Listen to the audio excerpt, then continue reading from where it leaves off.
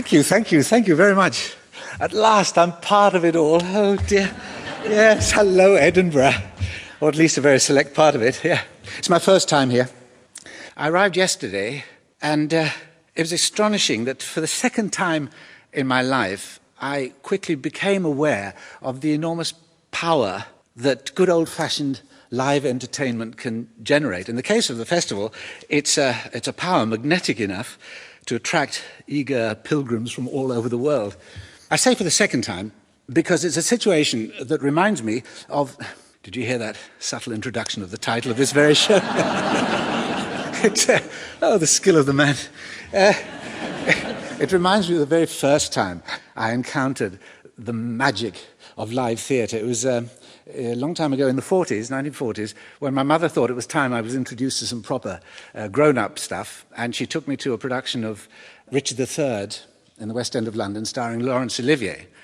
And I'd never seen this. I didn't know the play, I hadn't read it, and at that time, had I read it, I wouldn't have understood more than about 10% of it. But it didn't matter. Because what happened there on that stage was to influence me for the rest of my life. I was knocked out by this immense spectacle, the energy, the vitality, the charisma, and of the star itself, his villainy and his comedy. It was an astonishing experience for me, and I thought that really cemented my idea as to what I was going to be. I thought, yeah, I'm not just going to be an actor, I'm going to be Laurence Olivier. It's going to be great. So how to persuade my mother to put me on the stage? I come from a fairly artistic family. My grandfather was a novelist, my uncle was a sculptor, his wife's an artist, my father played the cello, and my mother was a keen diarist and wrote a lot of poetry. So I thought, yes, I will persuade her that I too have these artistic genes. I'm a sensitive creature, creative, and have so much to give to the world that I must do this. I cannot possibly dirty my hands by being a builder or a doctor or a lawyer or anything like that. And unfortunately, she fell for this. My father had unfortunately died a few years before during the war, so she was struggling to keep body and soul together for the family. And he would have knocked the nonsense out of me and told me to get a job. But no, my mother understood, and she said, yes, if you finish your education, I'll send you, or try and send you, scrape up the money to send you to a drama school. And that's what happened. I went to drama school for 2 terms, only 2 terms. At the end of that, I gave up because, for 2 reasons. I couldn't have my mother paying out another 17 guineas a term. That's 17 pounds, a lot of money in those days. And the main reason was they were not telling me what I wanted to know. I mean, they were teaching me stupid things like diction and voice production and movement, dancing, improvisation, history of the theatre, all that rubbish. No, all I wanted to know about is how to cope with mass adulation, sign a lot of autographs, and get some advice on real estate in Beverly Hills. And I had a master plan. All I would do, in fact, is to try and get a job. And I did. I managed to get the lowliest of low jobs as assistant stage manager in a little theatrical company in Bexhill-on-Sea. You see, the carrot to this job, although it was meant sweeping the stage, making the tea, looking after the actors, ordering the wigs and the costumes, all this kind of stuff, the carrot to the job for me was the possibility that I might get a few parts during the season which would not be filled by the regular members of the company. And when that happened, I would write to the studios, and they would no doubt send a talent scout from Hollywood, 6,000 miles, nothing much, and come and see me being brilliant as a schoolboy, whatever, and thrust a 7-year contract to MGM into my hands, and off I went. Well, I'm still waiting, I have to tell you. However, the joy of being in weekly rep, which is what it was, which meant that they put on a different production every week. It's hard going. You see, you're performing one play in the evening, a couple of matinees maybe, you have Sunday off, and during the day, you're already preparing, rehearsing the production for the following week, which would open on the following Monday. As an ASM, particularly if I was given an odd part, which I was, I mean, I was rushing around. You can imagine the pace of getting the props together, ordering the wigs and the stuff like that, and then on the Monday, polishing it all, sending it back to the local antique dealer or something who'd lent us the stuff in return for a couple of complimentaries. So it was rough going. And I soon learned that there was one attribute that was absolutely vital in weekly rep, and that was an immense, inexhaustible, unlimited, cornucopial amount of talent, which, of course, I had. Now, don't get me wrong, I don't mean talent for acting. That was quite useful, but hardly a priority. No, no, no. What I mean is a talent for being able to do without food and sleep for days on end, because there was just no time for wimpish luxuries like that. Because I was faced with the reality of the theatre.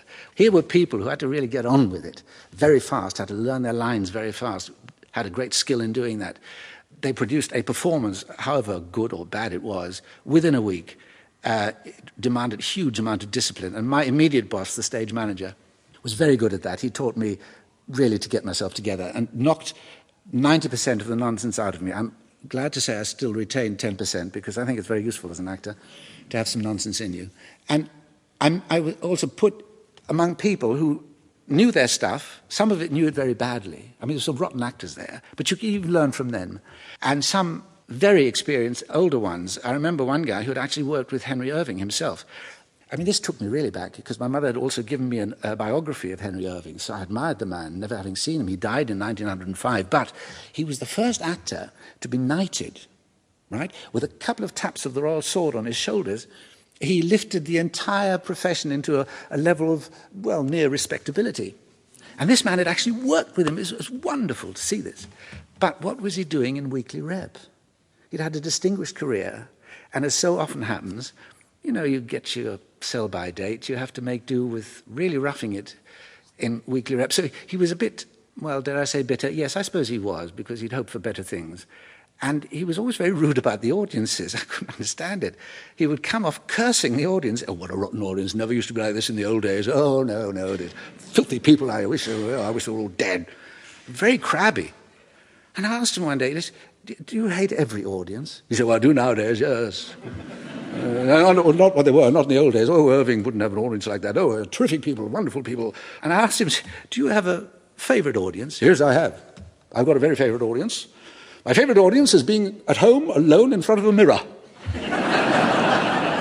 Now, I hoped to see a twinkle in his eye, but you know, there wasn't one. So I asked him also, he was very nice to the fans outside the stage door. I said, well, you seem to like your fans very much. You think they're all right, do you? Oh, yes, I like my fans. I think fans are wonderful. Because, you know, you have to remember that a fan is always there to remind an actor that he's not alone in the way he thinks about himself. The man was crazy. That period where I started learning about the disciplines, as I say, of the theatre, I tended to put behind me all these dreams, these nonsense dreams of Hollywood and so on, and really did enjoy it so much. But I had a particular attraction for these actor laddies of long ago. But some of them are very sad, these stories. And I remember this guy from Irving, he said the old-type actors in the olden days, late 90s, if they were known for particular roles, they would have those roles at the tips of their fingers, or tips of their tongue, really, and they would make guest appearances all around the country to perform the role for which they'd become famous. And they would drag their costumes in a big hamper behind and makeup and so on, and turn up at the stage door just a couple of hours before the show, because he'd sent ahead his requirements for doing whatever play they were going to do that night, and the company would rehearse without him. They knew roughly the moves they had to make, because they were all standard productions. Basically, if you have a star, he takes center stage, and everybody would sort of stand around him, supporting him. So they knew what to do.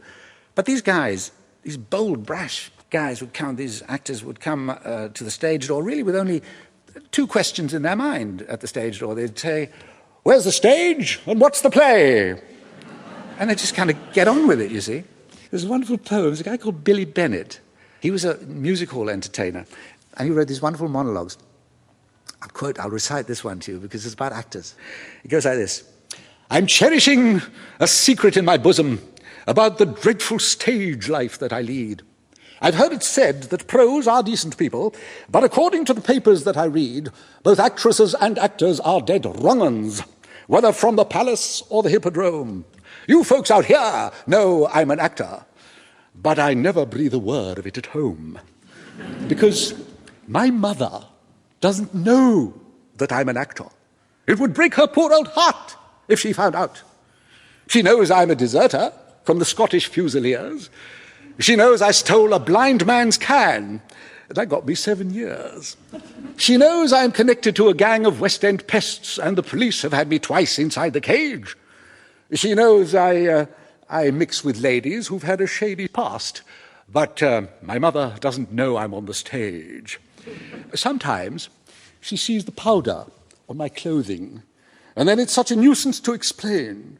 If she thought it was powder, she would shoot me.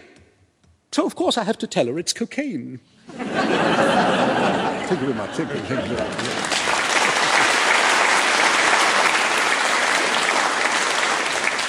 You know, then as now, it's pretty desperate to make a living at all. I've been very lucky over the years. There's a story of two old actors meeting in the Charing Cross Road, the centre of the West End Theatre, and also the home of many of the agents there. And one said to the other, "Oh, dear Cyril, how nice to see you again. Oh, you're looking terribly down in the mouth. What is, you're right." And the fellow said, "Yes, I'm fine, thank you very much." "Oh dear, are you resting, Cyril?"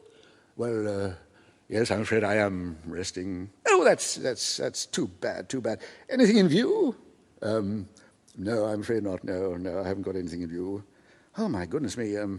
How long have you been resting for?"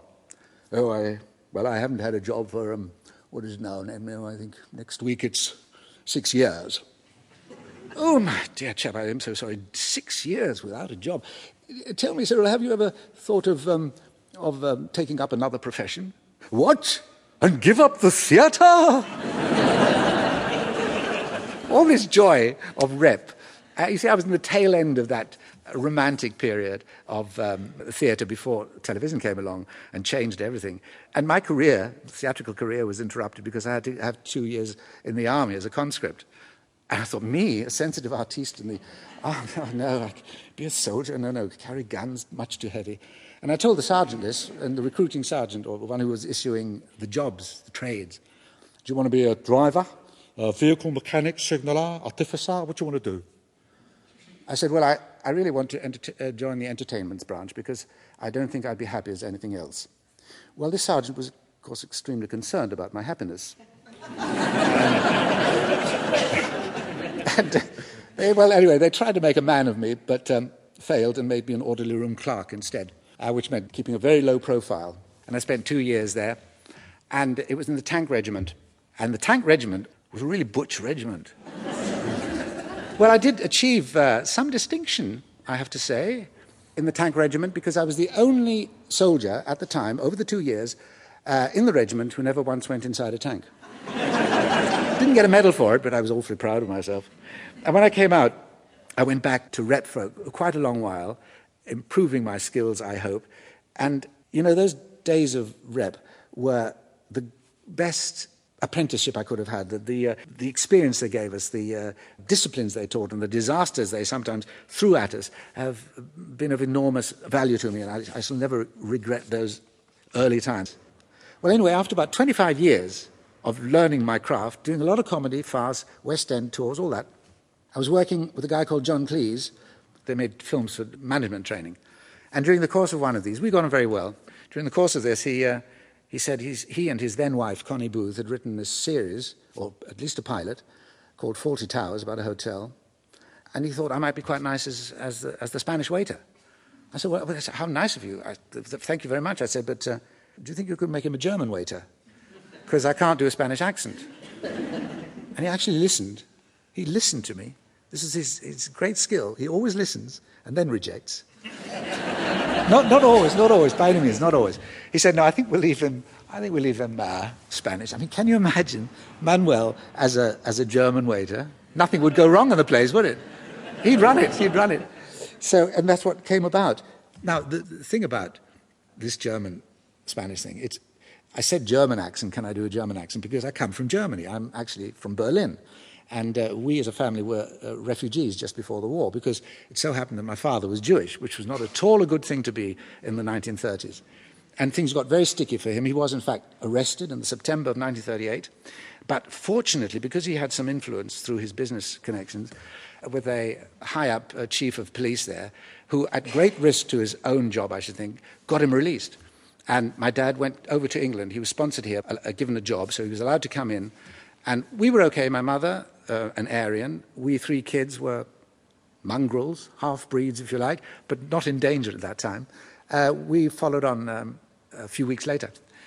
You know, Germany has always remained in my psyche, my consciousness, because I still have relatives there on my mother's side, none of my father's side, of course. And I've often been asked why I did so much comedy, because Germans aren't known for their sense of humor. There is a certain amount of truth in it, all these stereotypes, there's a grain of truth. And I certainly remember, I had an uncle who was a Prussian, North German, who I never saw him smile. Nice man, very nice man, but very German. And as a boy of 6 or so, I tried to make him laugh once, and he didn't react at all.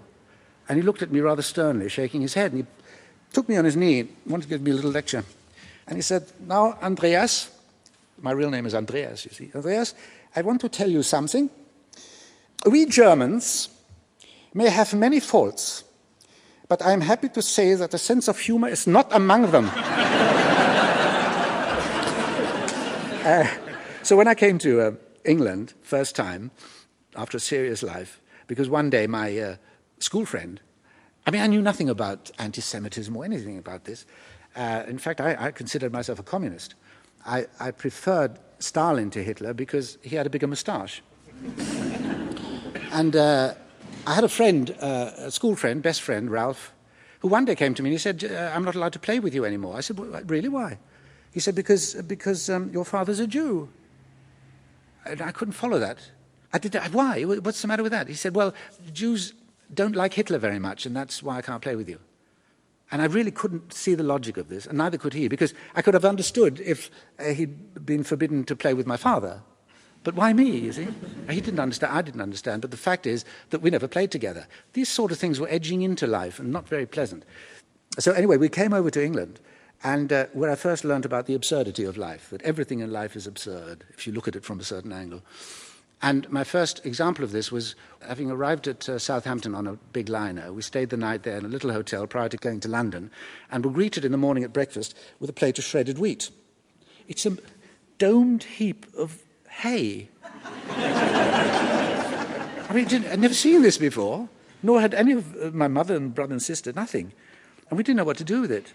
So my mother thought, well, can't ask questions, you know, we are foreigners here, nobody's telling us anything, so we better eat it. So she munched into this heap of hay and said, "Oh, it's lovely." And so we followed suit, not knowing, of course, at that time that you put milk and sugar with it. And it was curious that nobody told us that's what you know. This is the standoffish. You know, we don't do that in England, you know. Well, stiff upper lip. Let them get on with it. But I learned to love England very much. But of course I had to learn the language as well, because I only had one sentence. When I came over to England, I had to say, I'm sorry, I do not understand you. I'm a little German boy. Yes, you may well. Well, of course, I stopped saying it. As soon as I knew what I was saying, I stopped saying it, because I thought I was a big German boy, you see. But it made me learn it all the quicker.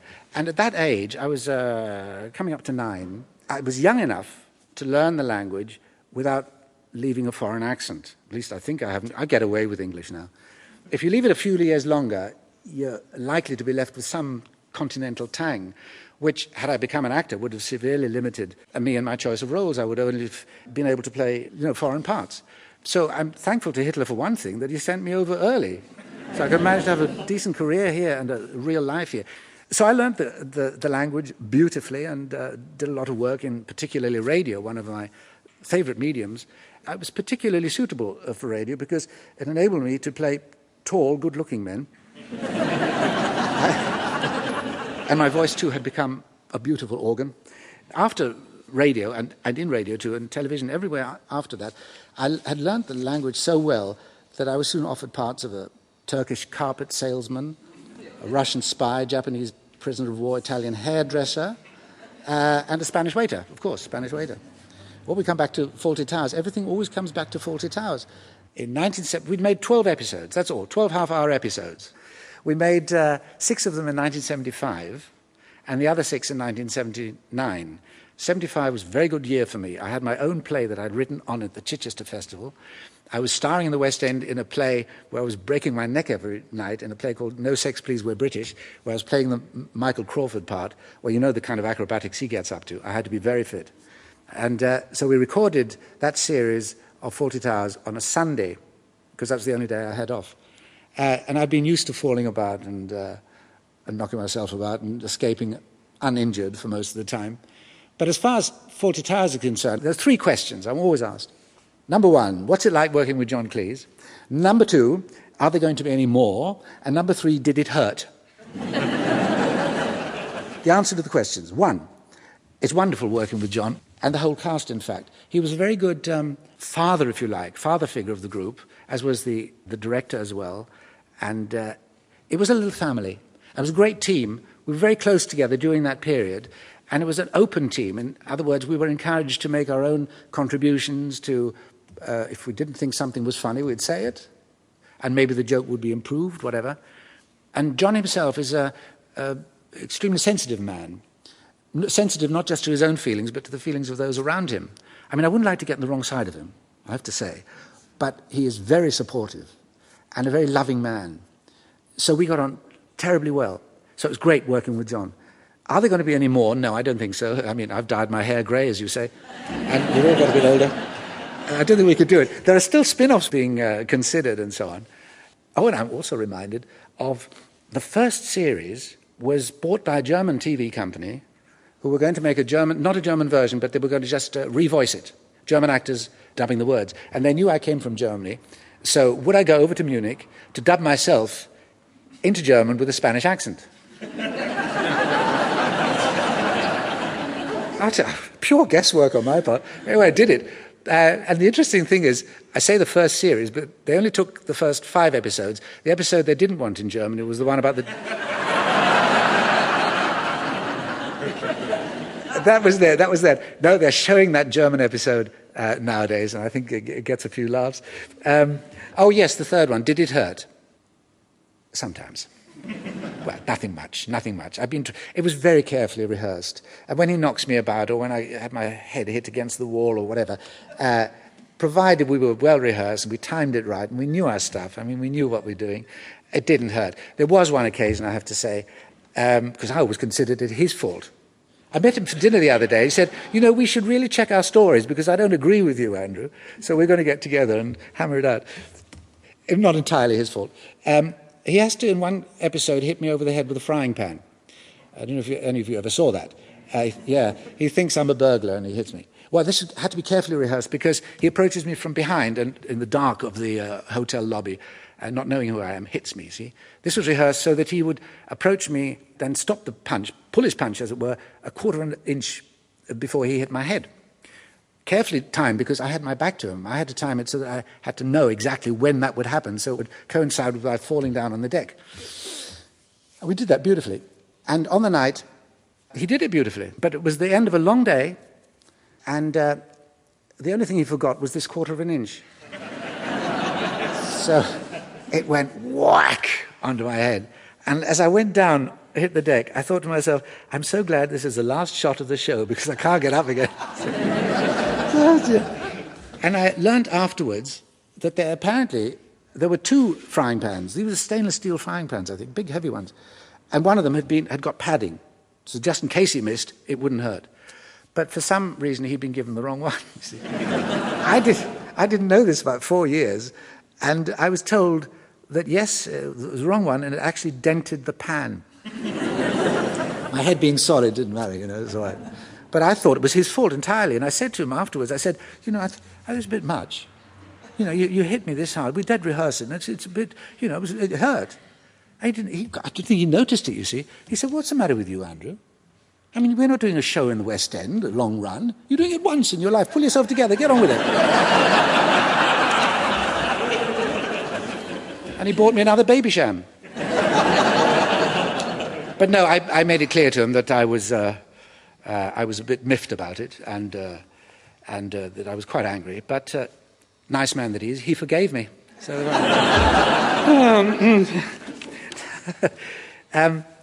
in radio, it's a medium I've always loved. I still love it. I still do it, thank heavens. And I wrote a lot of plays for it. But one of the things that disturbed me was people talk too much on radio. They never stopped saying words. And the writing, too, the plays I had to do, had too many words. With dialogue like, my darling, don't you look lovely coming through that door wearing your green hat? What have you got in your left hand? It's a gun. My God, why are you pointing it at me? It's kind of, tired old word. In fact, Timothy West wrote a wonderful play just full of that sort of dialogue, great stuff. And I thought to myself, well, since radio is a medium not just of words but of sound, why can't we tell some of the story, write a play, tell some of the story at least without words, just with sound effects and so on. Sound effects that are not ambiguous, that are very clear what they mean. And then I thought, well, why not try one without any words at all? Could I do it? And I did. I wrote a 20-minute play on this. The play is called The Revenge, only 2 words in it. It is presumably the story of a man who escapes from prison and seeks his revenge on the bloke who shopped him and got him there. And he was quite willing to give himself up afterwards. And it did very well for me because it won an award in, of all places, Barcelona. So everything leads back to Barcelona and Manuel. And I'll just finish now because with 2 little stories that demonstrates that in my career, for the general public, all they know about is Fawlty Towers. All they want to know about is Fawlty Towers. And I can talk about anything else, but they glaze over, really, on the whole. But 2 little examples of this is exemplified by 2 occasions. I was in a play in the West End called, I bet you know it, Jumpers, Tom Stoppard. Highly intellectual, difficult play, funny as well. We had a great cast, sell out for 6 months. Who was in it? Felicity Kendall, Timothy Bates and Simon Goodell, Paul Ennington and me. Wonderful intellectual treat. And afterwards, one evening, I came out, people looking for autographs, and there was a couple from, I don't know where, had come down to London to see the play. The lady said, "Oh, Mr. Sachs, I want to tell you what a lovely performance. Thank you so much. It was really nice." I said, "Thank you very much." And her husband backed her up on that. Yes, it was great. Really good. Very, very good indeed. Great praise. I said, "Wonderful. I'm so glad you came. Did you have nice seats?" And she said, "Oh, no, we don't mean Jumpers. No, we mean Fawlty Towers." 2.5 hours of Stoppard, and that's all they think about. And the other story is I was in Oxford Street some months ago, and a man approached me. Nothing to do with the theatre, of course. He happened to recognise me. And he wanted my autograph and was very surprised to learn that it was 25 years ago and that there were only 12 episodes. And he looked really shocked. He said, 25 years ago? I said, yes. He said, oh dear, he said. He put his hand solicitously on my arm and he said, how have you managed since then? Thank you very much for having me here. Thank you.